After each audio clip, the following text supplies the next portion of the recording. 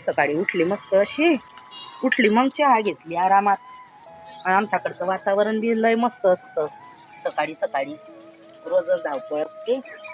मग चहा पेता पेता लक्ष गेलं ह्या मिरच्याकडे.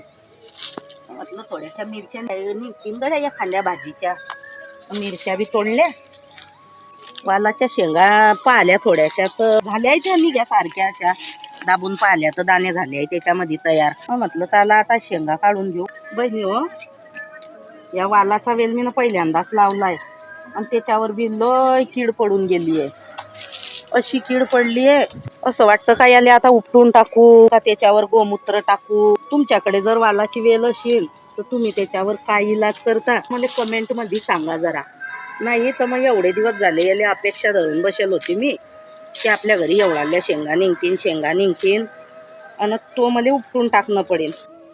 हे पा इकडे बी पा केवढाले तुरेचे तुरे आले आहेत. कीटकनाशक बी बियाणं भेटतं की त्या दुकानात जाऊन पाहिन बरं कधी ह्या वेलावरचं औषध कधी असलं काही औषध आज मारूनच टाकीन मी.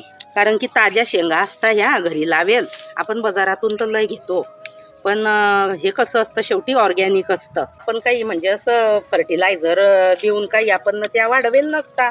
म्हणून या खाणं बी चांगलं असतं त्या शेंगांमध्ये. पण ज्या आपण आणतो मार्केटमधून या शेंगांमध्ये खरंच फरक असतो. आपल्याकडे जर जागा नसली तर आपण वर गच्चीवर बी लावू शकतो. हे पहा मग कितल्या शेंगा आणि कितल्या मिरच्या निघाल्या. म्हणजे एका भाजीच्या मिरच्या तर निघूनच जातात.